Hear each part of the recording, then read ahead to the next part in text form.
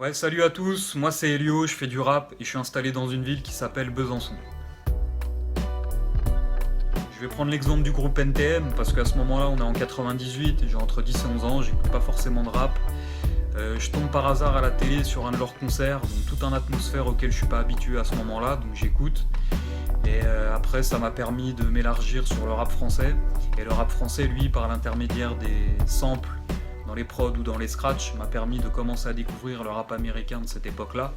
Et après, c'est en grandissant, c'est des rencontres, des discussions qui t'amènent à découvrir encore plus de choses. Moi, en tout cas, étant enfant, c'est par le biais d'NTM que j'ai découvert l'univers du hip-hop et du rap de façon plus large. Alors j'ai un projet de EP qui est disponible depuis courant janvier, c'est un EP 8 titres, il s'appelle Dédale, il est disponible sur toutes les plateformes, et il y a également le premier extrait clippé qui s'appelle Atome, qui lui est disponible sur YouTube, et il y a le deuxième extrait clippé qui est actuellement en cours de préparation. Je vais citer une chanson du dernier EP, elle s'appelle Manège. C'est une chanson que j'aime beaucoup aussi bien au niveau du fond que de la forme. Le texte a du sens, le refrain de la mélodie, la fin du morceau n'est pas structurée de la même manière que le reste. Donc c'est un morceau que je trouve assez intéressant dans sa globalité et que j'ai pris énormément de plaisir à réaliser. Ouais, je vais dire Method Man, parce que le mec il a tout, il a l'attitude, le flow, la voix. Donc s'il faut choisir un duo, je vais dire Method Man. Ouais.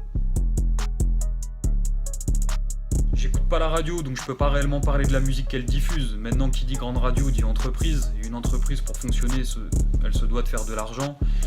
Et pour faire de l'argent, il faut vendre quelque chose. En l'occurrence, elle vend un contenu auditif. Voilà, chaque radio a son identité, son audimat. Elles savent très bien qui les écoute, quand et pourquoi. Donc en fonction de ces paramètres, elles adaptent leur programmation.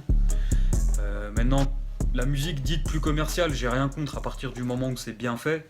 Mais je peux pas en parler plus précisément dans le sens où je ne sais pas ce qu'elle diffuse au quotidien. Alors pour le coup, ça peut être de la musique, mais ils font du super boulot et puis c'est la famille. Donc les premiers, c'est un salon de tatouage, il s'appelle Dynamic Tattoo, qui est composé de deux tatoueurs, il y a Dino Nevrose et Marie Nishigo. Donc pour les amateurs de tatouage, je vous invite via Facebook ou Instagram à aller découvrir l'ensemble de leur univers. Et la deuxième, c'est une photographe qui s'appelle Styx Photographie. Pareil, sur les réseaux, si vous êtes amateur de belles photos, je vous invite à aller découvrir l'ensemble de son travail. Je vais dire Michael Jackson parce que je l'écoute depuis enfant, bien même avant le rap, évidemment pour l'ensemble de son œuvre, mais également parce que pour moi le personnage représente typiquement ce qu'est l'industrie du divertissement. Pas seulement à travers ses chansons, mais aussi dans sa scénographie, dans ses clips, dans ses pochettes d'albums, comme la pochette Dangerous qui est réalisée par Mac Ryden, qui est truffée de codes, de symboles qui sont pas là par hasard, ils ont tous un sens. Donc voilà, à travers tout son univers, toute cette illusion presque, voilà, la représentation typique de la société du spectacle, je vais dire Michael Jackson, et également parce qu'il a traversé les époques, il a fait des millions d'adeptes, donc voilà, pour moi ça va être le plus grand artiste de tous les temps, quoi. La première, ça va être tous ces gros porcs là qui pratiquent la pédophilie et l'inceste de façon totalement désinhibée. J'ai pas de solution par rapport à ça, parce que c'est souvent des gens qui ont tendance à tirer la couverture à leur avantage. Et la deuxième, ça va être la politique qui nous ment depuis des années, qui agissent tout le temps leurs propres intérêts, qui sont toujours les mêmes, le pouvoir et l'argent. Donc pareil, pas réellement de solution, mais s'il devait avoir deux injustices, ce serait celle-ci, quoi. Ouais, je dirais le manque d'humilité, le mépris, l'arrogance, ça va faire partie des choses que j'aime pas voir chez un artiste. C'est beaucoup de choses, à la base c'est un sentiment, c'est aussi de la musique, et pour le coup je vais citer le titre de Charles Bradley qui s'appelle Victim of Love. J'écoute plusieurs choses, pour citer 2-3 exemples, je te dirais Metro Boomin et 21 Savage, avec des titres comme Run In, un artiste comme Belly, avec des titres comme It's All Love par exemple, le dernier de Juicy J, que j'aime beaucoup, également des chanteuses comme Iseult, dont j'apprécie l'univers. Voilà, c'est assez divers et varié, pour donner quelques exemples. Je tiens à dédicacer Label Poussière Production, ainsi que mon interview.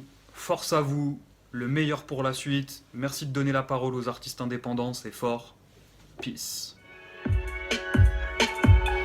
pose, mais des dalles de lettres. À chaque projet, voir le feu renaître. Sortir du dessous des dalles de lettres. Esquisse les détails d'une toile de maître qui vise mes brèves en couplet de 16. Esquive le vice et reste escrède.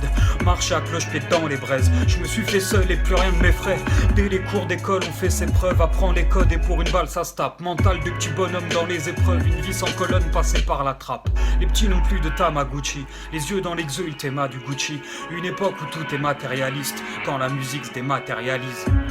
Ok, nouvelle EP, Dédale, disponible sur toutes les plateformes, n'hésitez pas. Vous pouvez également me retrouver sur les réseaux sous le nom Eliorap Music, ELIORAPMUSIC, Instagram, Facebook, YouTube.